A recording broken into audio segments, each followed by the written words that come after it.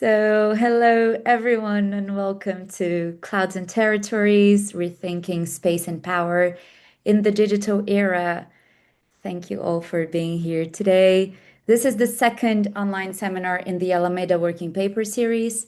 This is an ongoing series of webinars that present and debate some of the research carried out within Alameda's After Order project. It's a project that discusses sovereignty, power, and authority in what seems to be this long wake of the global order as we know it. The first online seminar in the series is available on our YouTube channel, and the working paper it discusses is available on our website as well. Today, we're discussing Paolo Gerbaudo's Clouds and Territories, Rethinking Space and Power in the Digital Era. Paolo's working paper is part of the second research stream of After Order called Digital Sovereignties. This research stream addresses how technology transforms power. It explores the tensions and the mutual cooperation in the digital realm between states, corporations, and citizens, and the rise of big tech firms reshaping authority, how their growing power is being contested. Before introducing our speakers, a little bit of housekeeping. I have to let you know this session is being recorded. We have an hour and a half for our discussion. This should give us enough time. After this brief introduction, we'll begin with Paolo's presentation for about 15 minutes, then Paris intervention for another 15 minutes. I will ask them a couple of questions of my own. They'll have the chance to pick up on them, and then we'll open up for a Q&A round for the final 10 to 15 minutes. You can submit your questions using the Q&A box, and we'll address as many as possible. We obviously welcome criticism and dissent, but please keep the discussions respectful. If you experience any technical difficulties, do send a message in the chat, and our Alameda team is here to assist where possible. I will keep time. I'll let you know, Paris and Paolo, when you're about to finish. And now I'll introduce our speakers. We have Paolo Gerbaudo, is a senior researcher at the Political Science Department of the Complutense University in Madrid, and an associate researcher at the Alameda Institute and the Weizenbaum Institute in Berlin. He is the author of 4 monographs on the transformation of politics in the digital era, including Tweets in the Streets, Social Media and Contemporary Activism from 2012, and The Digital Party, Political Organization and Online Democracy from 2019. He's currently working on the geopolitics of technology and transformation of the state. Also joining us here today, we have Paris Marx. He's an associate at Alameda, and Paris is a writer, a tech critic, and the host of the award-winning and fabulous podcast Tech Won't Save Us, and the author of the Disconnect newsletter. Paris has also written Road to Nowhere, and his next book, Hyperscale, is coming out in October this year as an account of how the data center boom is pushing planetary resources and the efforts of people and movements pushing back against big tech. I am Anna de Mello. I'm a researcher at Alameda. And now, with no further ado, Paolo, the floor is yours. Thanks very much for the introduction, Anna, and thanks very much, Paris, for participating in this. And thanks very much to Alameda, really, for giving me the opportunity to develop this research stream on techno-geopolitics, as we described it. On digital sovereignty and techno-geopolitics, which is fundamentally the research stream that brought us to publish this paper that we are launching today. And to give you a bit of context of where this comes from, so it is part of this longer project that has been going on for over a year, that looks at sovereignty and its different aspects, with digital sovereignty being a very central one.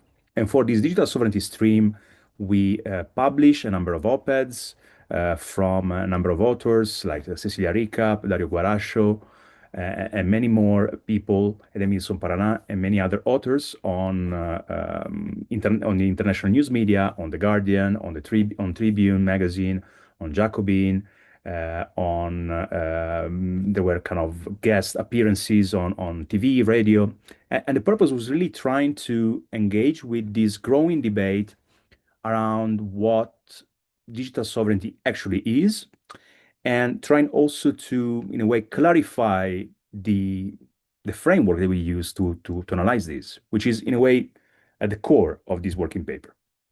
Because the fundamental assumption here is that unless we explain, clarify what is space today, what is political space, it becomes very difficult to make sense of this digital sovereignty phrase, which has become a very fashionable, perhaps all too fashionable phrase in contemporary policy discussion. And I say all too fashionable because originally it was a term used by hackers, by the open source movement, by people coming from the alternative scene, and so on and so forth. But it has progressively gone mainstream to the point that now not only politicians, particularly in the EU and Latin America, the least digitally sovereign country, like to cite digital sovereignty, but even corporations sometimes kind of present themselves as champions of digital sovereignty, or at least people who, as some colleagues such as Raphael Groman put it, can offer sovereignty as a service. No? So clearly there is something problematic in a way this term has gone mainstream, and this calls for a more general clarification of how power has been changing in the digital era. And the starting point from this is that for a long time, there was a problematic view of the internet as virtual, as immaterial, as a sort of global um, entity that was everywhere and nowhere at the same time. And this is really central in the sociology of the internet, of the most influential early sociologist of the internet, who is Manuel Castells, who famously contrasted the space of flows, which was really exemplified by the internet, and the space of places. And the two stood in a contradictory relationship with one another. No? Or the idea of time-space compression by David Harvey, for example. No? There was all this emphasis, which was partly right, on the way in which media communications made distances less important and allowed everybody to kind of communicate regardless of their place and participate in various communities and various conversations. I mean, ultimately, these were all, in a way, re-editions of the early idea of Marshall McLuhan of the global village, right? The idea that media communications, in a way, eliminate distance and bring people together. Yet, there was something problematic about this assumption, and I think that this problematic element is now surfacing amid an intellectual landscape where everybody or many people who are in our conversation are talking about the geopolitics of technology. So there is an increasing interest in how, in fact, not digital technology eliminates space, but how space, geographic space, and digital technology intertwine with one another. So in this context, what the working paper tries to do is fundamentally two things. One is to clarify methodologically and theoretically how we need to understand the relationship between space and power in the digital era, and then to develop a critique of some of the dominant ideas within the current techno-geopolitical discussion.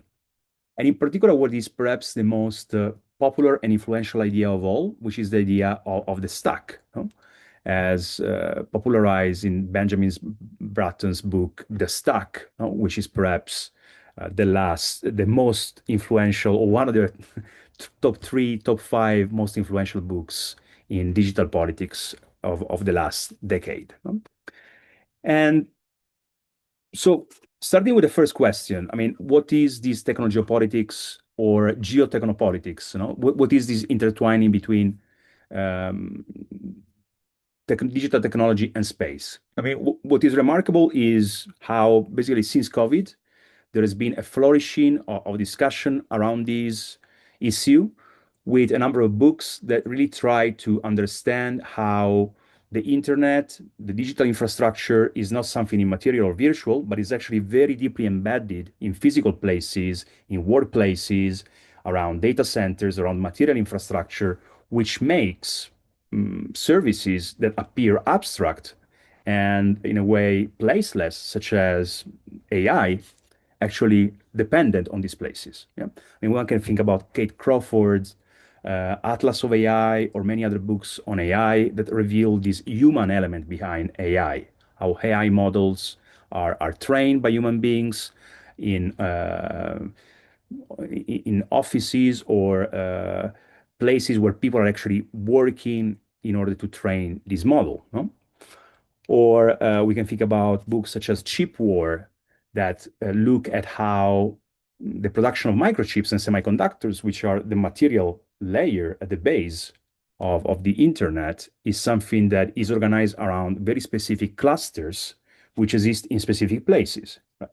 And therefore, these places become bottlenecks that can be used for purposes of geopolitical pressure. Of course, the most famous case is Taiwan and its central role in the semiconductor industry. But there are many other places, such as like Silicon Valley, and the role it plays at different levels of the stack of digital technology, or the supercluster of Shenzhen and the surrounding area, which some people describe as the new California, which stands to indicate how, while digital technology may appear to be immaterial and virtual and to lead to this virtualization of human interactions, it is in fact rooted in very specific places. And more generally, what this tells us, what this raises, is the question of what are the consequences of this for sovereignty? Because we know that sovereignty is a notion that originates from a very specific historical time, from Westphalia, 1648, the famous Treaty of Westphalia that creates nations as spaces with very clearly defined borders, and therefore creates this idea of the nation state as a container of everything existing within the nation state, with a jurisdiction that is separate from other jurisdictions. And hence, people are questioning, I mean, is the nation state as a space of sovereignty still tenable vis-a-vis this technological infrastructure that seems, by and large, to ignore the borders existing across different spaces and to cut across these borders with infrastructures, with communication flows, and so on and so forth, and with infrastructures such as clouds, informatic clouds, IT clouds, that seem, by definition, by the very term they use, the cloud, something that is vaporous, that seems to exist everywhere and nowhere, that seem to be independent from national borders. So I think that in order to answer these questions, first and foremost, we need to realize that many of these terms are actually not just descriptive notions that neutrally describe given technologies, but they themselves carry some ideological connotations to them. You know? So, for example, the technical name for cloud computing, actually would be something like remote computing. I mean, the way it has been marketed as a cloud implies a number of connotations which carry with them a certain imaginary, right? Which again is this space of data that is disembedded from physical reality, that is not dependent on any control from below, that in a way stands in direct opposition to territory. And in a way, this is part of a techno-imperialist imaginary that is crucial to the current reality of digital politics, which is by and large a confrontation between different empires, between different megastates that are able to harness large technological ecosystems, and for whom actually it's quite convenient to support the idea that there are these infrastructures that are everywhere and nowhere, that are completely pervasive, hence the idea that it's fundamentally impossible for any powers that are not megastates, that do not have this kind of global projection, to assert any kind of sovereignty.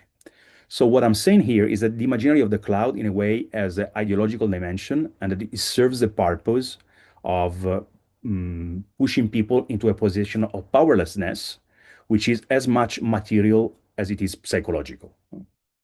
And therefore, we need to really question some of the very terms that are used in these discussions. And the second element instead has to do with the stack, with a critique of the stack, which is perhaps the kind of the central thematic contribution that the working paper makes. So the idea of the stack is very useful and is very interesting in one specific element because it introduces a sort of third dimension to geopolitical thinking and geopolitical imagination.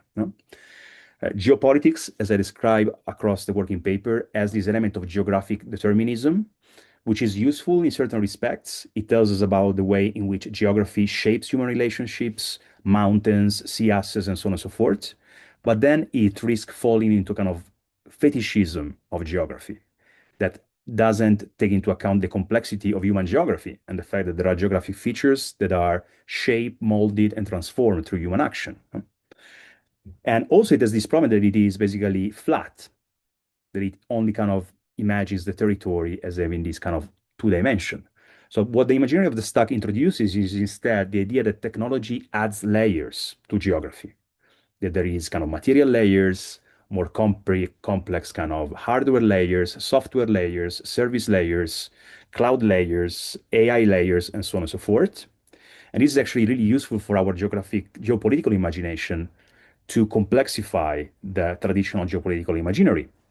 Yet, my reservation with the imaginary of the stack is that by emphasizing the vertical dimension, this stratification of the stacking element, it risks, in a way, um, supporting the idea that everything is happening necessarily at the planetary level. I mean, this is what Benjamin Bratton himself proposes in the stack when he talks about planetary computation, giving the idea that basically this is an integrated planetary system that envelops the entire world. And this imaginary is dangerous also politically because, again, it can create the impression that basically there is no way out of the stack. Interestingly, Bratton himself, in more recent years, has been trying to amend his view and to account for the existence of a separate stack, specifically the Chinese stack, no? All the digital platforms of Alibaba, Tencent, and other Chinese digital corporations, and now talks about the hemispheric stacks. No? There is the US center stack and the Chinese stack, but it really belies that it is a sort of minor or say detail rearrangement of his theory that at the heart of it is a sort of spheric, uh, global uh, image of this integrated infrastructure at the planetary level. So moving towards a conclusion, all this thinking, what I think needs us to alert our attention towards is what we need to be alerted towards is the question of how stacks can break around national borders or around sphere of influence. That basically there is a crossover between the horizontal dimension of geopolitics and the vertical dimension. Yeah. So we do not need either to kind of remain in the imaginary, in the horizontal imaginary, in the two-dimensional imaginary of traditional geopolitics and think that kind of nation states is all that matters and that these are only kind of epiphenomenal elements, nor we need to fall prey of this kind of globalist imaginary of the stack as an all-encompassing planetary architecture. And instead, we need to understand what are the fissures between the vertical and the horizontal dimension that emerge now in different in different locales, in different regional and national context, not only around the US and China, the two mega states who can avail themselves of vast and integrated ecosystem, but also in rather unlikely places around kind of middle ranking powers who are managing partly to assert some degree of digital sovereignty. No? I'm thinking about France and what it is doing, for example, to get rid of Zoom and other platforms that we use, at least, for example, in the civil service, by mandating that civil servants only use the French equivalent of Zoom or whatever other application. I'm thinking about Pix in Brazil, a payment system that basically substitutes Visa and MasterCard, providing Brazil with its own sovereign e-payment system, which has angered quite a bit Donald Trump, who now basically sees it as a form of protectionism from Brazil. but which is in a way a demonstration precisely that what Brazil is doing has some consequences and has some element of sovereignty. So we're seeing actually practices emerging in different nations, in different contexts, that show that digital sovereignty can be practiced and that it is not a sort of a mirage, it is not a completely hypothetical idea, nor something that, nor a situation in which only the two superpowers, the US and China, can assert it, but actually some effort towards it can be made.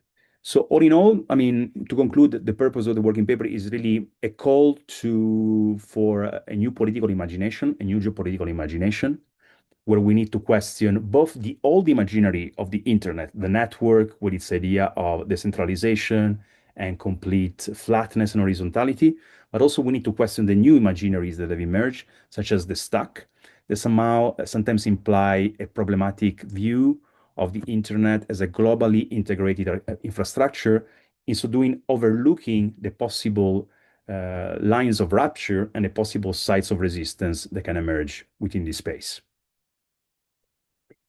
Thank you very much, Paolo. And Paris, I'll let you comment on Paolo's working paper. Absolutely. Thanks so much, Anna. And thanks, Paolo, for this great working paper. I feel like I had so many like ideas crossing through my mind as I was reading through it. And, we're what, I guess like a year and a half into digital sovereignty getting a lot more focus, since the return of Donald Trump to the White House. And so it's fantastic to see kind of how this, how the thinking around it and the theorizing behind it and, the kind of development of the thought around the geopolitics of technology has been evolving over this time. And I feel like Paolo's paper makes a really great contribution in our understanding of that. And then, kind of following on from the implications that come with, recognizing what kind of moment that we're in and actually trying to think through the dependencies that, that we've built up over a long period of time. And I feel like been very happy to ignore for far too long, and not try to reckon with, right? And so Paolo kind of mentioned this in his comments, but as I was reading the paper, I was thinking through a lot, the kind of infrastructure and the physical nature of the world that we live in and how often that is abstracted from us, right? And how the pandemic, obviously before the pandemic, we certainly had discussions about the physical nature of the world that we live in.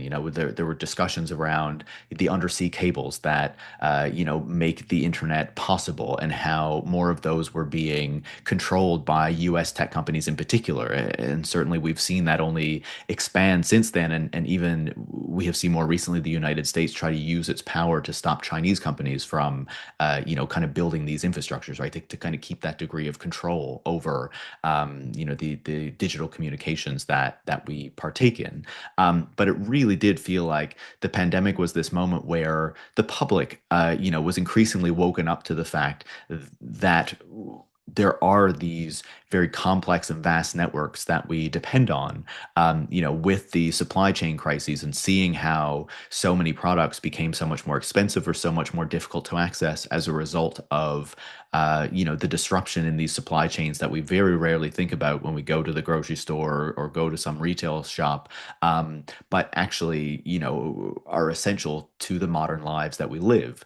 And paired with that, of course, is the internet and the internet infrastructure that we very much depend on too, which is really kind of coming through in Paolo's paper. But now I feel like beginning with the kind of cryptocurrency boom, but now moving into the kind of AI moment of the past few years, there is really a greater focus on the infrastructures of the internet itself. How those play out, how those are built, where those are built, the power that comes with controlling those infrastructures and the dependencies and kind of the risks of the dependencies that come with depending on infrastructures that are not within your control, right? And this really comes through in what Paolo was talking about when we look at the not just the return of geopolitics, right? And how we are focused on the way that the United States and kind of China are using their power and the discussions about what that means for the wider world, but also the way that technology and these tech billionaires kind of filter into those discussions and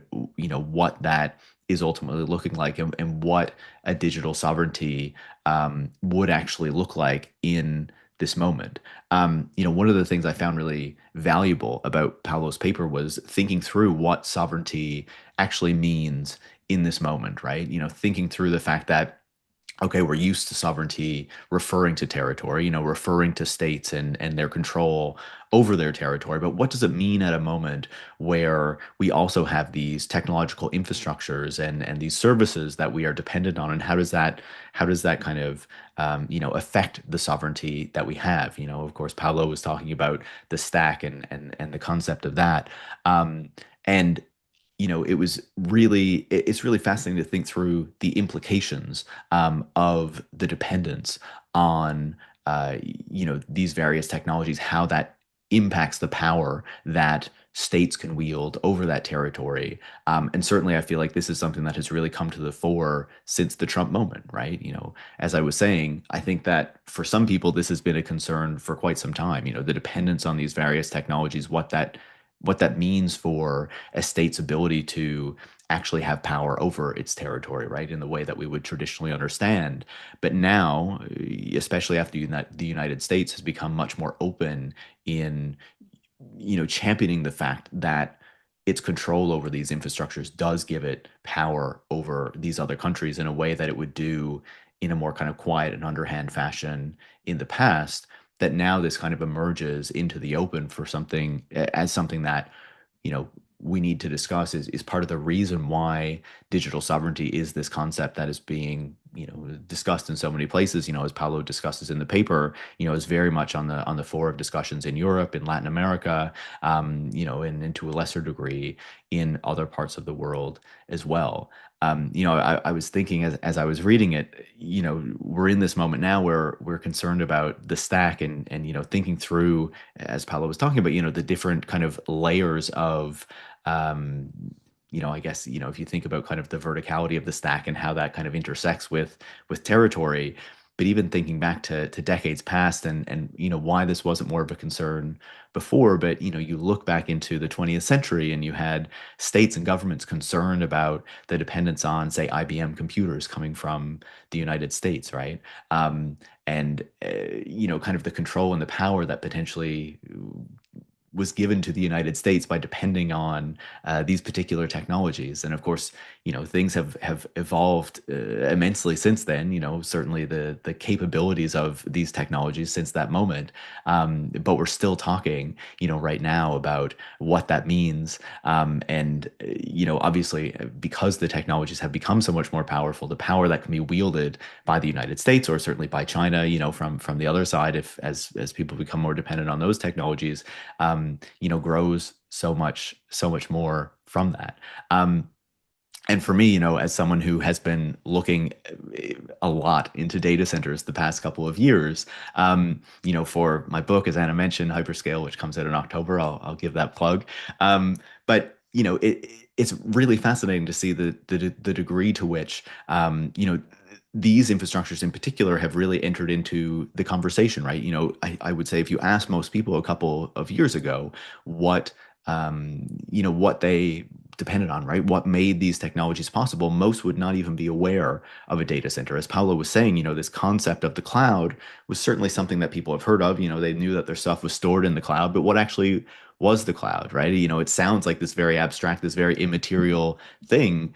And another thing that really comes through in the paper, and Paolo was talking about this in his comments as well, but is how that kind of like that effort to abstract the infrastructure and physical nature of the internet, of these technologies, of the world that we live in, really is a form of power in itself, right? Like if we don't understand the world that we lived in, if we don't understand the infrastructures that we depend on, these companies, the states behind those companies have a lot of power that comes from that because we don't understand the degree of dependence that comes with it in a way that now, people seem to be much more aware of as we discuss, the data centers that we depend on, as we don't just see movements to oppose the construction of these hyperscale data centers, but we also see governments contending with the question of, do we want more Amazon or Microsoft or Google data centers in our jurisdiction?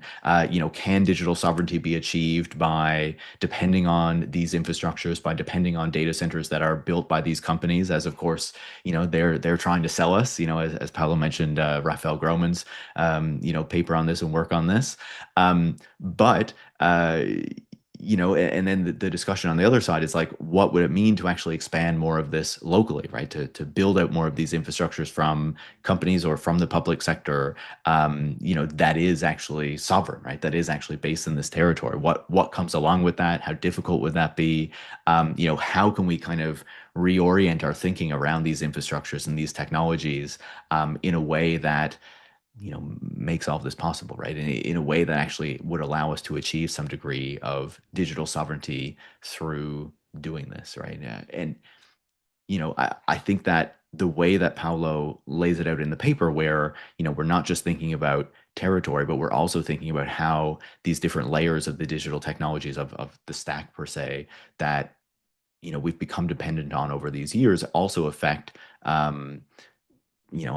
sovereignty, right? And a state's ability to enforce its sovereignty really gives us new tools, I think, to have this discussion around digital sovereignty as we try to kind of carve out and figure out a way forward, right? And I feel like that is also a contribution in this paper is once we have this greater degree of understanding, hopefully we can make a better kind of strategy moving forward as to what digital sovereignty is, how we achieve some degree of digital sovereignty, how we challenge this dependency on, I think for many of us it would be US technologies, but for other countries and other parts of the world it would be Chinese technologies that, we're increasingly using. That kind of comes back to kind of the debate around digital sovereignty as a concept. Paolo mentioned that, hacker communities and stuff like that would often be talking about this. I feel like when I discuss it, I still have these, there can still be these contentious discussions as to like, but does digital sovereignty really have to be about states? Can it just be about individuals having their own control over their technologies and things like that? And then even, as I'm sure we're all familiar with, people attending, the way that digital sovereignty can mean very different things in different spaces, right? And the way that kind of the corporate sector has very much seized on this concept, not just from the Amazons, Microsofts, and Googles in trying to present their data centers as digitally sovereign, or OpenAI trying to present its AI technologies as being kind of a form of sovereignty, but even say European companies taking advantage of this concept in order to kind of pass deregulatory measures. What does it mean to try to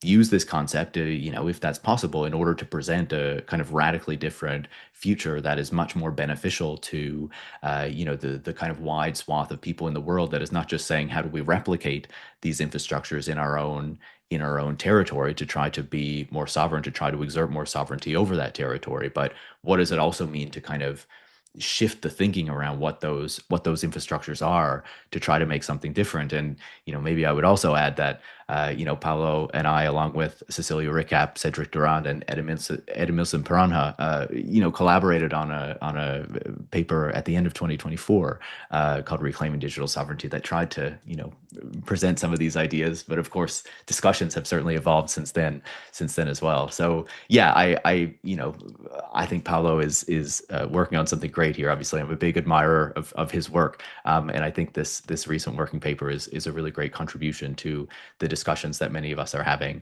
And I'm happy to be here, kind of discussing it with him.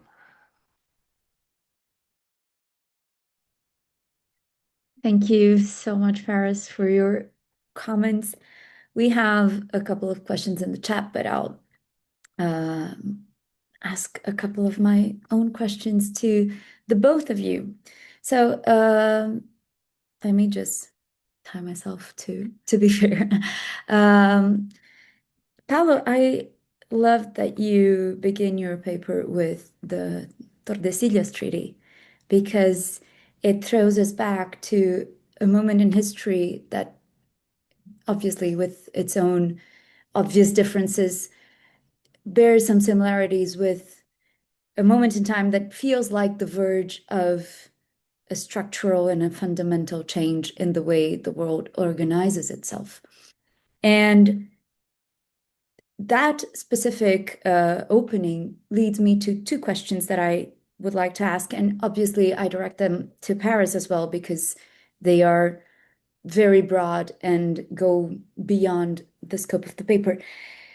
Uh, the first thing is that you take us back to a time in your introduction, Paolo, that marks the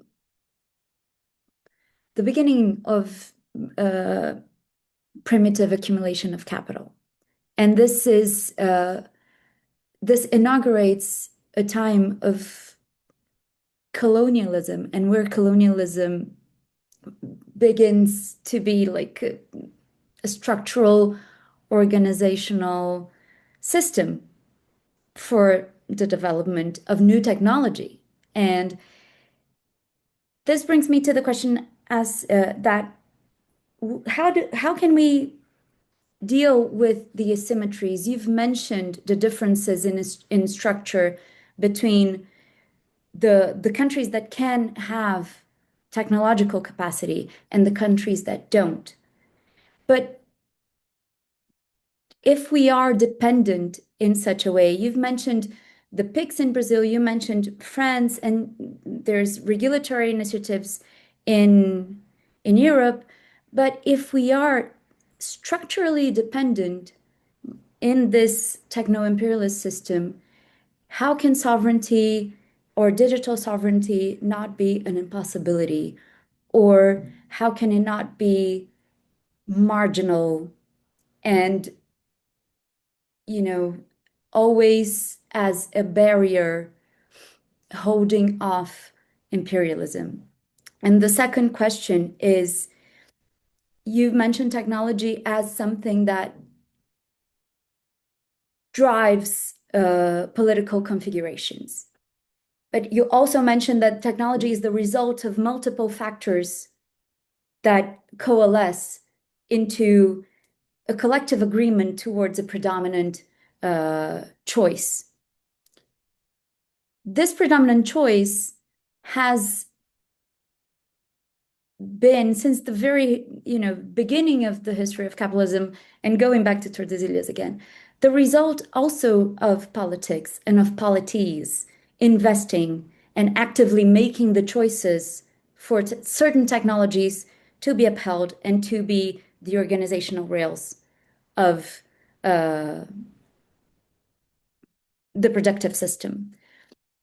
So if this is true for digital technology and especially AI, for instance, in the present moment, we're still under the impression that this is different, that this is different from the state supporting private corporations into establishing a predominant technology.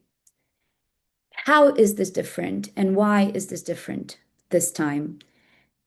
And finally, Paris, you talked a lot about the level of the citizen, of not understanding the infrastructure that surrounds us. And even though we are beginning to understand more and more of us are beginning to understand this, how do we get around the absolute dependency? Because there's all sorts of things that we have grown accustomed to do, and we just cannot deal without the services provided by very few companies. So I'll wrap this up here. I'll give you the chance to respond to these questions, and then we'll go to the couple of questions we have on the Q&A. Brilliant. Thanks very much, Anna, for these questions. The first question, I mentioned Tordesillas Treaty precisely because, this is a new moment of imperialism. This is the general canvas is this. And we don't understand all the rest if we don't start from that point. And imperialism, more interestingly for our theme today, that is dependent on technology, is techno-imperialism. Is an imperialism that, of course, depends on military intervention, military power, economic power, and these are, in a way, quite familiar dimensions of imperialism, but more and more depends on technological power and on the ascension of technological supremacy of given polities, and connected to that, of course, the technological dependency of other countries falling within their sphere of influence. No? So a key geopolitical notion that is returning now is that of sphere of influence. That was in a way out of the window, at least rhetorically, for a long time. I mean, the kind of international liberal order supposed that there was a kind of federation, a group of sovereign nations represented in the UN, in the United Nations, and that these nations had various transactions and agreements between them, be they in the form of trade, collaboration, military, but in a way they all accepted that they were equal.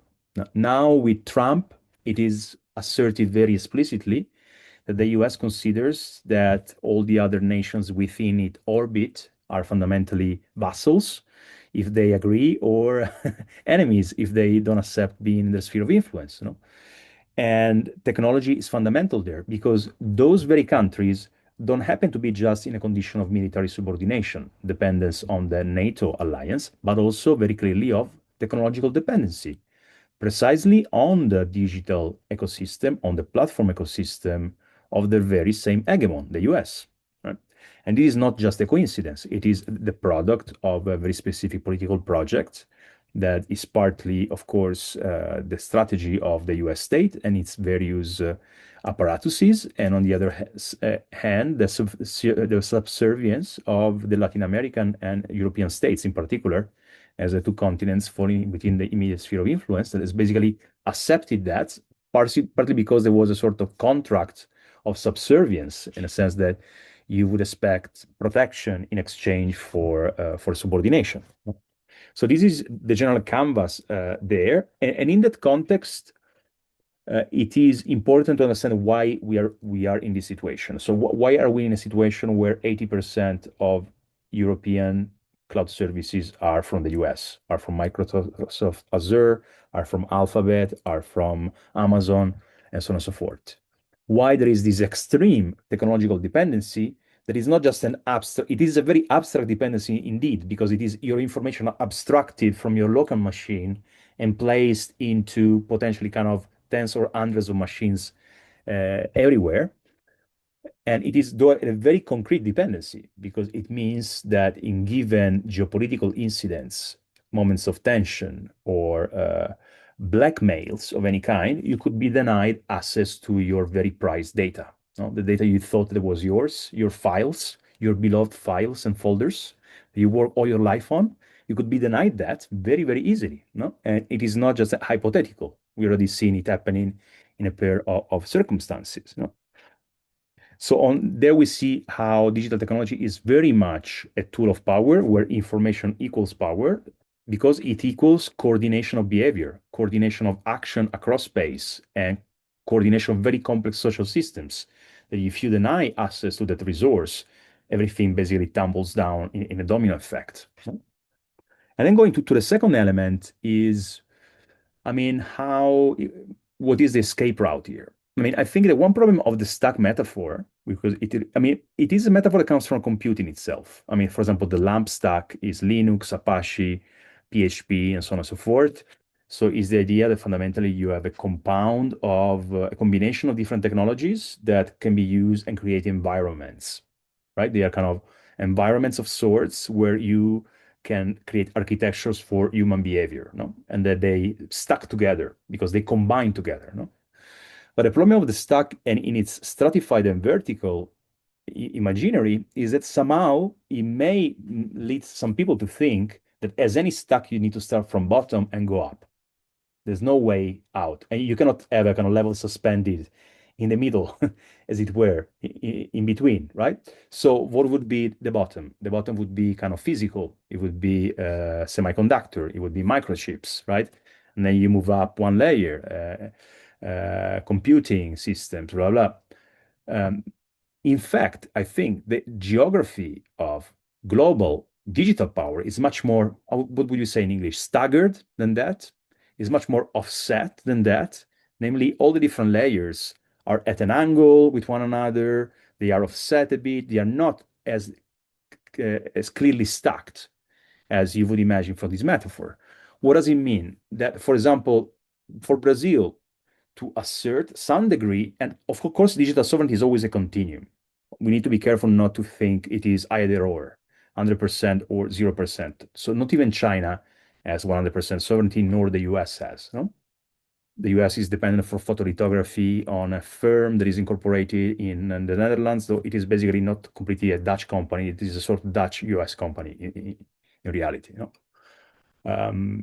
But on the other hand, the important thing there, kind of really concretely, if we move to the plane of politics, coming from all this theory, is that, for example, Brazil can assert some very qualified sovereignty on the level of digital services by creating like PIX, a payment system. And for doing that, it doesn't require necessarily kind of microchips or semiconductors. It can purchase them from the US, from China, from other producing countries. That is that the space for maneuver is actually perhaps much more wide than what we thought, at least technologically. The real stricture is political. It has to do more with political will. Of course, I mean, I'll give you another example, Palantir. So now we're doing a paper about Palantir and the NHS. So Palantir has entered the NHS, providing this apparently extremely complex data engineering system that provides data integration from uniting very different databases that are the result of private companies messing up the NHS, basically. There's Oracle, there's Microsoft, and all of those in this mumble jumble of NHS information. And basically, the UK state says, oh, wait, we have this complete mess created by private actors. Let's just bring in another private actor, Palantir, because only them, they have this superior alien technology that can do this data engineering with data pipelines, connecting different databases, and the beautiful dashboards that only Palantir can create. Now, do you think it is really true that that is the case? I mean, my qualified suspicion is that that is not at all the case, that it is software technology. It is, of course, very complex and sophisticated software technology. It is data engineering technology, right? But again, it is not that kind of next or two generations down the road type of technology that is completely unreachable for a country like the UK, right? I mean, a country that is very itself technologically sophisticated, and therefore probably those 300 million that the UK state has decided to pay to Palantir, it could have been very, very well spent by the UK to establish its own computing capacity, its own IT personnel within the NHS, and created this software, perhaps open source, with collaboration from the open source community, to develop something that perhaps would have been much more sophisticated in terms of data engineering and in terms of dashboards. Because ultimately, again, it's not about reviving the dinosaurs, bringing them back alive in the 21st century, or kind of science, sci-fi technology. Is uniting different databases, okay? I mean, there will be in different specifications, different technologies in different states. But again, I mean, for anybody who has a kind of advanced understanding of informatics, is not something that is beyond human capability, especially when endowed with serious resources. So that is my response to your question on kind of like capability. I think, of course, I mean, the US and China, they play on another level, perhaps also Russia with RUNET, and India, perhaps soon. So these are countries that by dint of their scale, they play in a different league, right? But this doesn't mean that middle ranking power cannot do anything. In fact, they can insert them very smartly, intelligently in fissures in this power space and establish corners where they can get some qualified element of sovereignty and ally with one another to provide each other technology and to create alliances for digital sovereignty. And then finally, on your last question, so how is this different? Okay, this is the important thing I wanted to say.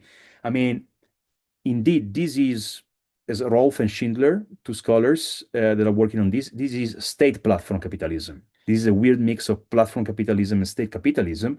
And let's realize that AI is the most heavily state subsidized sector in world history. There's never been a sector that has been as subsidized, either directly or mostly indirectly, right? At everyone's expenses, socially, with allowing data centers to basically steal our resources, our water, our electricity, and so on and so forth, allowing them to create the conditions for the next big financial crash, right? With 40% of the stock exchange in the US being concentrated around this industry. And now, of course, with the US government even entering the property of OpenAI. And why are they doing? So this is mind-blowing for all the neoliberals and libertarians out there, no? That they always associated technology with whatever the gold race and no is animal spirits and just the market pushing people to do what is natural and natural competition. But of course, the rationality there is not economic. The rationality is military. The rationality is power play. So it's like the space race, right? In the 60s and 70s. This is a huge waste of resources, you want to see it this way, a huge expenditure of resources, which doesn't have any solid economic explanation, but it does have, or at least it partly has, a power play explanation, no? And so it is not completely new. We already seen in the past how states like to do this, like to do weapons build-up, and they see basically AI as a weapon, right? And that is why they are spending all these resources that make no economic sense spending, because they see AI as a state weapon. Thanks, Paolo. This makes total sense with the idea that geography and territory are still a very important dimension. Paris, would you like to react to those questions? Sure thing. Yeah, I can definitely jump in. I feel like Paolo has covered a lot of it, so I'll just add a few kind of pieces onto that. I feel like when we look at how these major powers use technology today, it's probably not surprising that they use them to enhance their power and to try to seek control over other countries, right? Because, I feel like when we look at major powers through history, that has so often been, how they have used their power and how they have tried to seek to control others, right? It's kind of interesting for me, being in Canada. I would imagine, maybe I shouldn't assume, but maybe there are similar discussions happening in Brazil where, literally just today, our AI minister, there was an interview published with him where he talked about Canada not, how he was determined to make sure Canada would not be a digital colony, right? Thinking about kind of the discussions of imperialism and colonialism and how these technologies are being used, by the United States, by China, by other powers. But then, to think about in the context of like, very much a colonial state talking about not wanting to be a colony.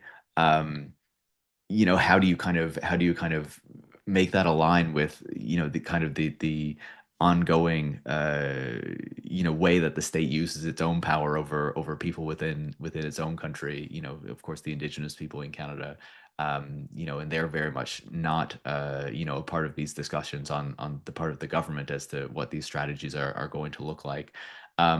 So yeah, I think that there's a bit of like conflict and tension in the way that kind of within these states how these things are being discussed, and what this actually looks like. But it stood out to me in Paolo's response when he was talking about how, you have these major countries. Of course, he brought in Russia and India as well, who, are developing these technologies, who are kind of trying to carve out their space.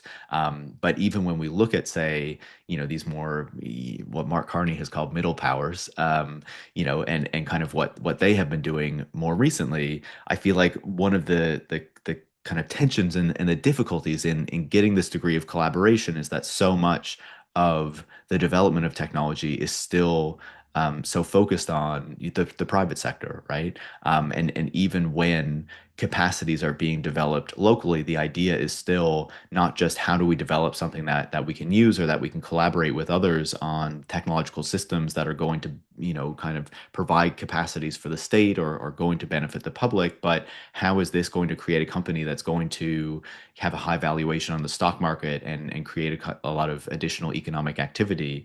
And I feel like that really gets in the way of the ability for these different states to collaborate, on developing these capacities in a way that could potentially challenge these major dominant powers like the United States and kind of the control that they have over us, right? And it feels like that is often difficult to get into these conversations about, how this is working. And of course, uh, going back again to your question, Anna, and Paolo's response, like so many of these technologies are inherently political, are shaped by the politics of the moment. And so, if this is kind of the political situation under which we live that is shaping the technologies that are being developed, that is shaping how so many countries are still running after generative AI, even when it's not clear how they are benefiting from it, are trying to develop these systems that are seeking to imitate the very systems that is creating their dependence. And I'm actually reading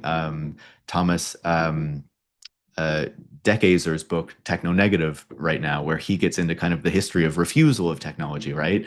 And it's so fascinating to see that, like, under mercantilist systems, there was like an opposition to the rollout of kind of weaving looms and things like that, because of the fact that it would take away employment from people, right? It would potentially create kind of the uh, a situation where the public would revolt, right? Because they would lose their employment, they would lose, their ability to provide for themselves, to have housing, food, all those sorts of things. But that this is in the 1600s, but by the 1800s, that very much changes, right? And the state is very much on board with kind of crushing worker power to enable capitalists to roll out, this kind of new technological property, because kind of the system, right? The kind of economics and political system had completely changed over that period of time, and there were a whole different set of kind of incentives that were driving things. And so when we look at today, when we look at the technologies that are being developed, how they're being rolled out, we need to recognize that the system that we're in is very much shaping that, right? And we can look back to how technologies have very much been developed that would benefit the public and benefit workers, but don't receive the resources and kind of the ability to be able to be spread through society, because it doesn't benefit the capitalists who have so much control and power over the technology that we use, that is developed, that is rolled out. And that very much gets to kind of the question that you asked, Anna, on the citizens, and what it actually looks like to build some kind of alternative system that gets people off of this dependency. And I think we need to recognize that this is a difficult challenge, right?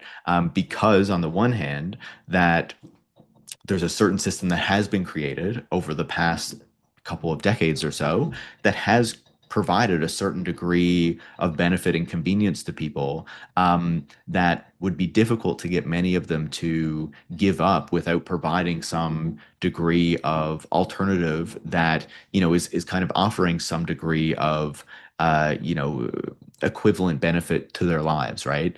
And then we also have the difficulty of the network effects, in that there are a ton of people on Facebook, for example, right now, who might hate the experience of using Facebook, but they've become dependent on using Facebook, and all of their friends and family members are on Facebook.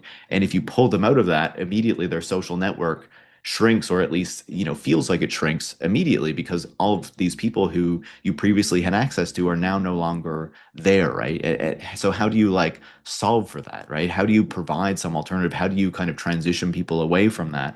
And even in the discussions that we're having now on, say, social media and like youth social media bans, the focus is so much on the technology, the effect that the technology has on young people specifically in these discussions. Though I think those are discussions that can be broadened out much more than that, because these effects are not just on young people.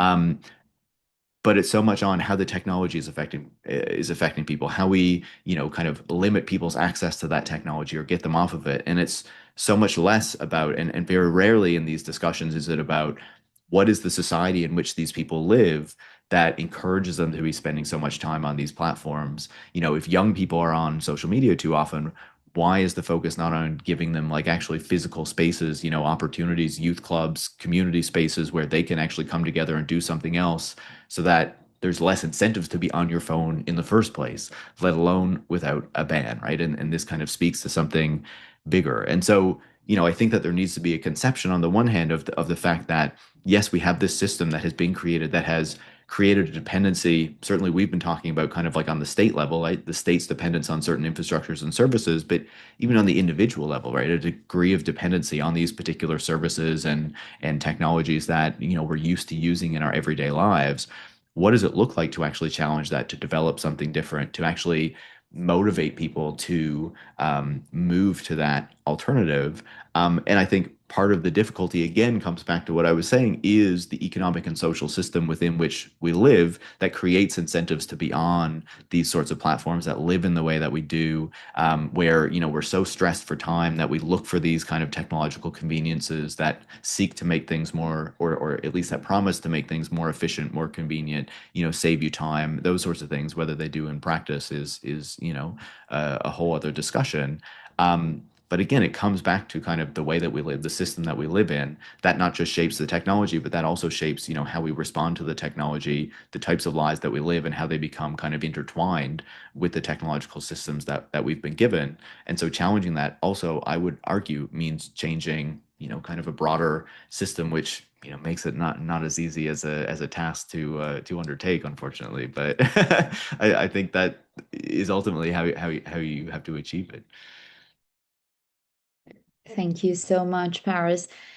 I think the great thing about this discussion and of unveiling the structural necessities, the geography, the territory behind this tech discussion is really thinking of technology and the choices we are making as not inevitable and as not natural, right? We have a few questions here. I'll summarize them. Do answer as many as you can, or as the ones you'd like to address. We have another 20 minutes or so should probably have time for another round. I'll summarize first Stephen Rolfe's question. He's working on the idea that US-China interstack rivalry is uneven, and that the US is pursuing stack rationalization in third countries to try to freeze out Chinese players. By contrast, China is more relaxed about interoperating with the US and foreign firms by virtue of its latecomer approach, with a strong emphasis on open AI models, for example, commoditized hardware, etc. Steve wonders if you agree with this characterization and the consequent suggestion that China has some advantage in this context over how digital stacks are composed, and what implications for third countries are. Is digital sovereignty a realistic possibility given the huge geographical concentrations underlying digital technology? We covered a little bit of that, but I think there's still more to this question that you could address. And then I have Pablo Ibanez, a professor and researcher in geopolitics in Brazil. Ibanez mentions the contributions of the Brazilian geographer Milton Santos regarding geographic space. Milton Santos, in that case, posited that geographic space is a hybrid of systems of objects and systems of actions, with information serving as a central element for understanding it. Two other authors closely associated with geopolitical studies, Saul Cohen and Glenn Deason, also appeared to offer significant insights. Regarding the latter, Ibanez would be interested to know if his work, Glenn Deason, has already been evaluated and incorporated, given that his latest book on great power competition positions into industrial revolutions and as central to shifts in power leadership within international system. In the context of the current fourth industrial revolution, technological sovereignty is central to his argument. Sends congratulations on your work. Moving on to a third question by Patricio del Corro. Thank you for the meeting. My question concerns the relationship between the concept of sovereignty viewed from the perspective of nation states and the possibility of conceptualizing these infrastructure hubs as strategic positions in the sense used by John Womack. How does class struggle figure or not into this perspective? And finally, a question by Elisa. How do you project parallel development and intersection of cloud territory sovereignty with the trend of nation states unifying institutional banking within its territories, making financial access entirely state controlled. In consideration of international organizations uh, for finance, governance, and judiciary, how would you expect and project these IOs to respond to the potential cloud sovereignty? Um, while the Trump administration has certainly catalyzed the advancement of AI and cloud technologies, the right shares technology that would oppose one, collective state bank, whilst also maintaining the republic's sovereignty. I'll leave these for you to respond. If you have any questions or if you would like me to repeat any of the questions, just do let me know. Yes, I'll go very quickly. I'm very delighted that we have a very qualified audience today, as they are people, I mean, some of them are colleagues that they know, but also all the other questions were very qualified. And to Steve, that I had the opportunity to get to meet very recently, debating very much these issues. I think that your question is very much on point.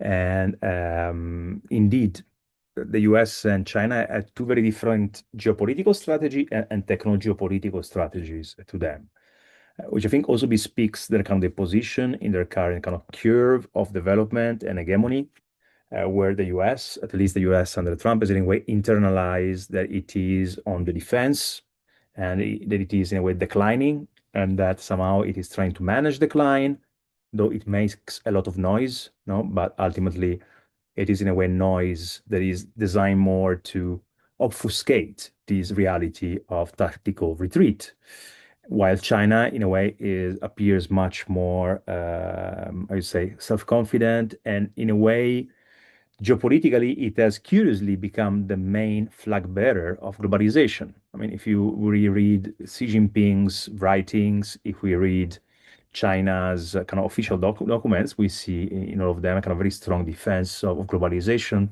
the like of which people like Mark Carney perhaps would be delighted to read. Very much also, interestingly, while Xi Jinping has meant a certain degree of return of statism, like state interventionism. So some people describe it in China as the market retreats, the state advances. This return of state interventionism has not happened at the price of closure and protectionism, as one would expect, no? Because normally people would associate kind of more state interventionism with a more kind of protectionist attitude. Well, in a way, they're trying dialectically to square the two things, you know, kind of more like more state interventionism, but in keeping with private initiative and most importantly, in keeping with kind of global trade openness. No? Then, of course, in the detail, we know that also China is protectionist in certain regards, but this is really clear.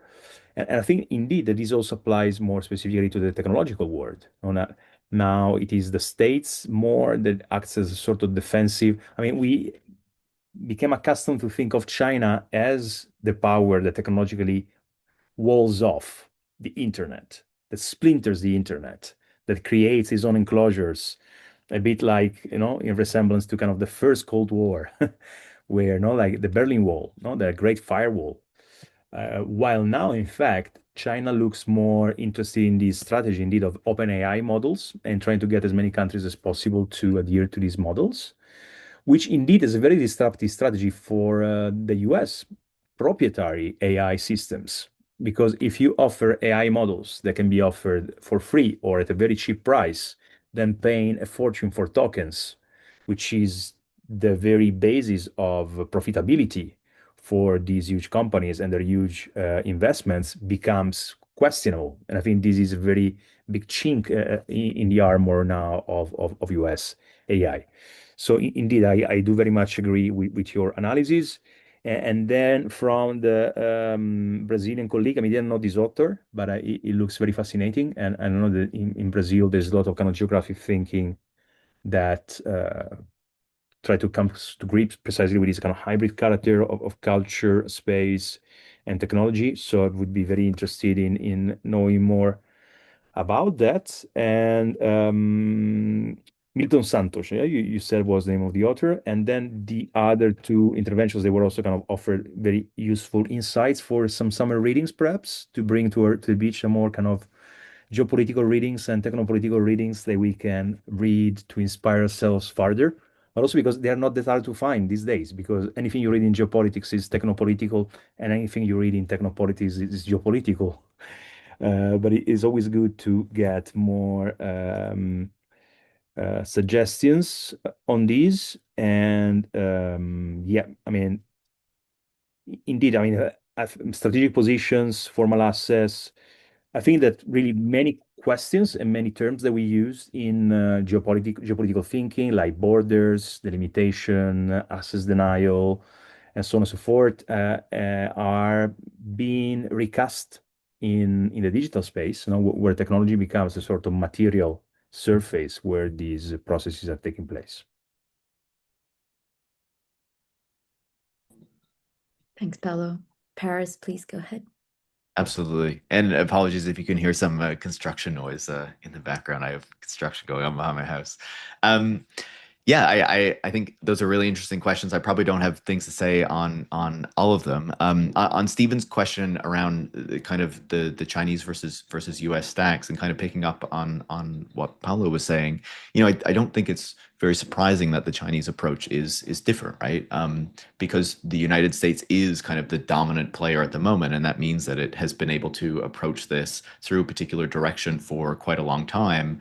And as Paolo and I were both talking about in our comments earlier, it's quite clear that the U.S. for a long time was able to take advantage of um, a certain perspective toward digital technology that allowed the dependence that we're now talking about and trying to deal with to build, right, and to not be seen as a significant threat in the way that it is now, right? Whereas China, I feel like comes a bit later and thus needs to present its technologies through a different lens, and even needs to potentially develop them a little bit differently, in order for people to see them as the more appealing alternative to the ones offered by the United States, whether they're cheaper or they potentially don't seem to offer the degree of control that U.S. technologies offer, or trying to provide some degree of differentiation, right? And I think that we see this in the European Union as well, where so many of the technologies that they offer, that they are kind of creating and promoting, are focused around privacy, and that they're kind of offering a point of differentiation versus the US technologies, and trying to say, look, we're doing something better, we're not as kind of big of a risk or big as a threat as the US technologies that you're dependent on right now, so kind of give us a chance, right? And I think that you very much see that in China's broader approach, picking up on what Paolo was saying, where China very much benefits from globalization in this moment, because it does want a greater degree of dependence, more trading partners, all these sorts of things, in a way that the United States is now a bit more cautious toward it, because it certainly benefited from globalization in the past when it was the prime beneficiary.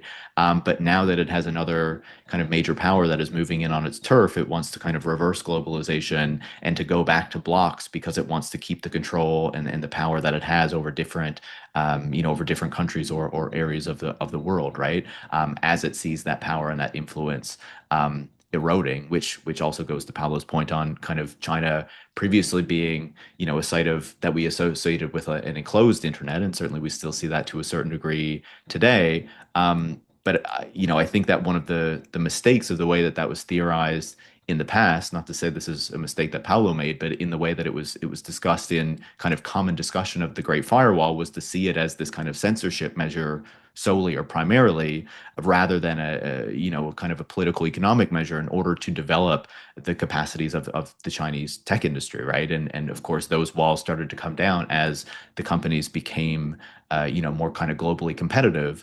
And now that we see U.S. companies kind of coming under threat from Chinese competitors, the attempt is to kind of build the walls around the American companies to kind of protect them from the competition coming from other players. And yeah, and so for me, like, it's not a surprise that we see China taking a different path, and I would maybe posit or wonder whether China's approach or whether China's technologies would be different if it wasn't playing this kind of, catch-up role to the United States, or wasn't kind of the secondary player trying to gain, share or power, but whether it was the one that was dominant from the beginning, whether its approach would have been different in that case, right?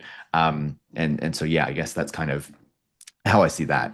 In terms of Pablo's question, I'm also not familiar with the author cited as Paolo mentioned, but it does seem very interesting to me. The talk of kind of like an industrial revolution changing kind of the power structures of the power players.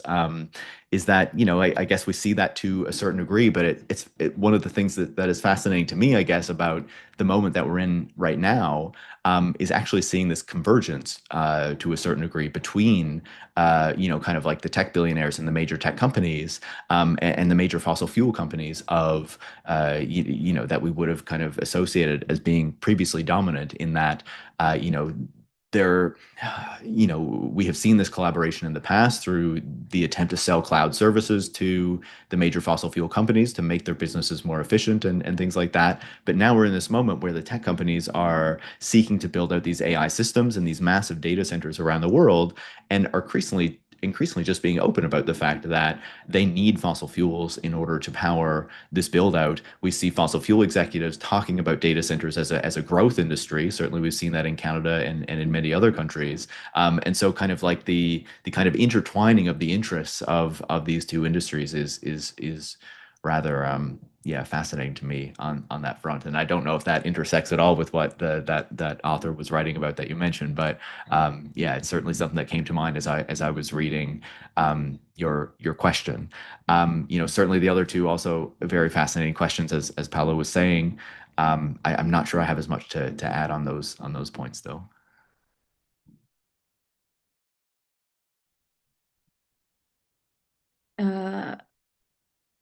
I have another question here by Giuliano Fiori, saying that given Paolo's identification of a necessary relationship between geography and digital sovereignty, to what extent does he believe that popular control over data and digital infrastructure depends upon the collective and popular ownership and control of territory beyond the nation state?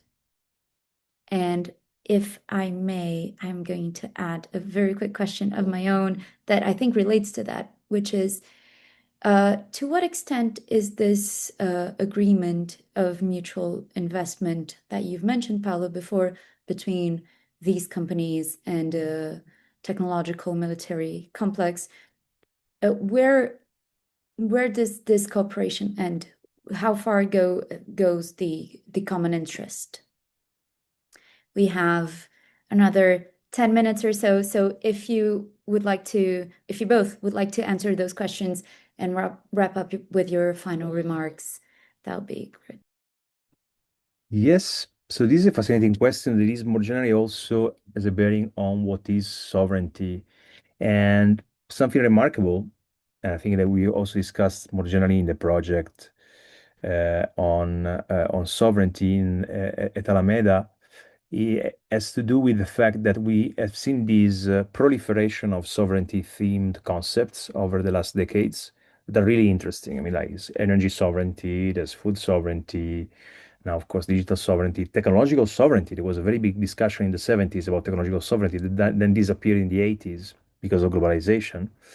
And what this proliferation of sovereignty connected notions has to do is basically what he's saying, that sovereignty, as we understood it legally and kind of diplomatically, is not enough because it has a material dimension that means that, say, if you are a poor subordinate state, your constitution may well say that you're sovereign. Your politician may well pretend that they are sovereign, or you may be as well Italy, right? Not kind of like a supposedly kind of rich nation and sophisticated nation, but then in fact, because you lack energy sovereignty or technological sovereignty, your actual control over your territory, which is what sovereignty is defining, is limited in practice.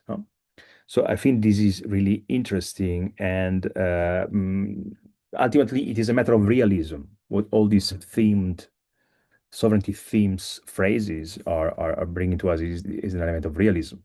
And I think that referring to Giuliano's question is that indeed, I mean, we need popular control over infrastructures. We know that in order to have control over all these digital assets, we need control over data centers, but we also need to decide whether we need data centers, because sometimes data centers are cited as a indicator of sovereignty, while they often are a negative indicator of sovereignty. If they are owned by corporate capital from foreign countries, they are more of a sinkhole than a tower, so to speak, right? They are sucking away knowledge and information from a territory and funneling it away. So I think that indeed what this calls for is a reflection on control, on popular control over resources of all kinds. And of course, like beyond borders, both within and beyond. I think that the two things are not mutually exclusive, is both within and beyond. And I'm not sure I got your question connected to this. Now, I was asking to what extent is the common interest Mhm. shared by states and the providers of the technology?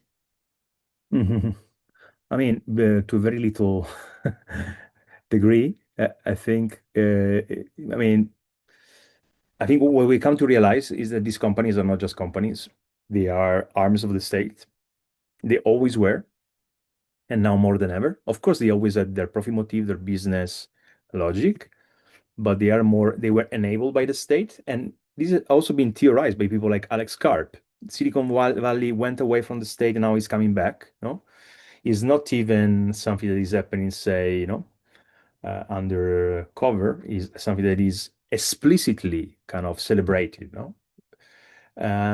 So I think that indeed, I mean, now there is a big chasm between what these companies say is good or should be the common interest and people's perception. Disgruntlement, embitterment, bitterness at AI is surfacing at every occasion in graduation ceremonies and everywhere. So this raises, I think, very huge issue for these companies and their governments in how they are going to legitimize this, because it looks like the legitimacy basis below it, they should support this is crumbling below their feet.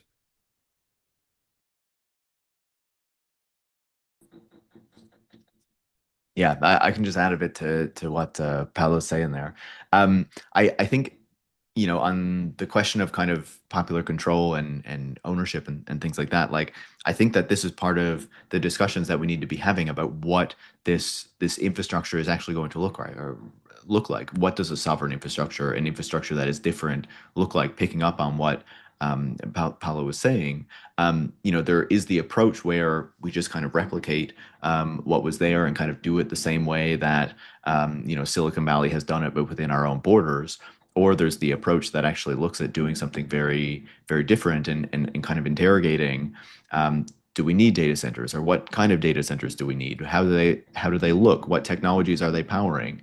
Are we building technologies in the way that Silicon Valley has told us technology needs to be built for the past few decades because that is what works for them? Or do we challenge that notion to actually think much more about how technology is going to work for the broader public? Who is actually developing those technologies? What is the focus of those technologies? What are we getting from the development of those technologies? I think, and this goes back to something that I was saying before and something that Paolo has discussed, of course. But I think that there's a real tension in having those discussions because the state is very focused on a particular idea of how the economy works, how economic development works, how technological development works.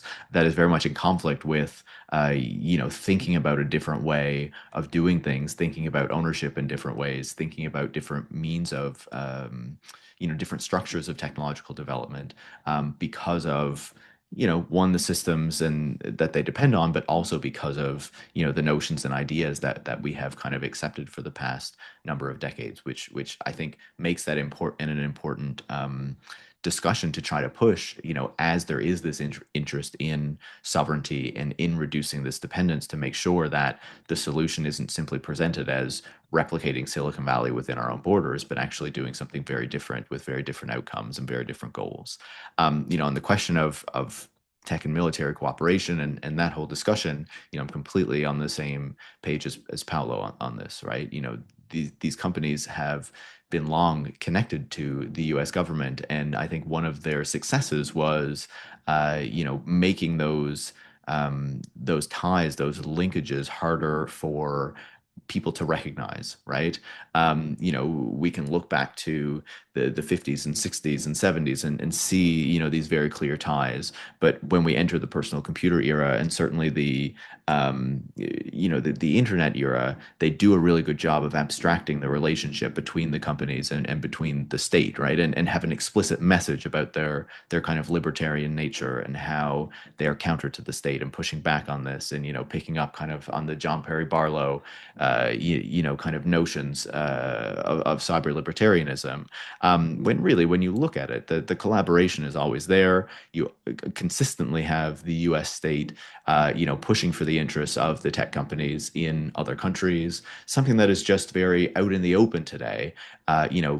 Previously, it was still happening. It was just happening in a much quieter fashion, much more behind the scenes, in a way that, unfortunately, a lot of people weren't looking into, weren't concerned about, and that our governments really weren't pushing back on either, right? And we're really being influenced by, because of narratives around the industry, but also because of economic benefits that they hoped to get from having these companies locate within their jurisdictions and operate within their jurisdictions as well.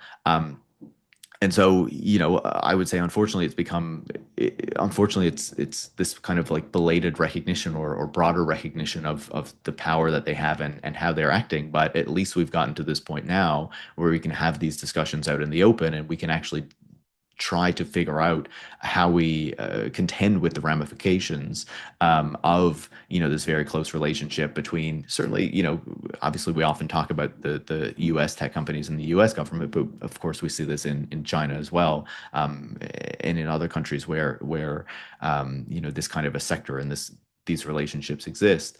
But as I was hearing you ask the question, Anna, like, Alex Karp was also the first person who came to my mind, as Paolo brought up. These tech billionaires, Karp being the most recognizable of them, are being very open about the fact that they and their industry exist to protect the power and the status of the American government. And that has always been the case, I would argue. But now that they are very open about it, it makes it kind of impossible for us not to look at that reality and not to react against it. And I think it's actually like our governments cannot not react against it, right? Or else they're really not serving the interests of the publics that they're supposed to serve. And just picking up finally on this notion of kind of like the public opposition and what this means for the political systems, I think I would hope it's going to be more difficult for governments to maintain these relationships with these tech companies. We've already seen elections in the United States be kind of decided or significantly affected by the opposition to data centers and AI. And I would certainly hope that that the consequences of associating with the U.S. tech industry and with these billionaires are going to be felt by many more governments and politicians if they seek to kind of maintain these relationships and these kind of strategies of economic development that still very much have the U.S. tech companies at their core or very closely associated with it, because I think their publics are becoming increasingly not accepting of those kinds of relationships, which is something very, very welcome, of course. Thank you so much, Paris. Thank you, Paolo, for your fantastic working paper, and Paris for your comments and for joining us here today.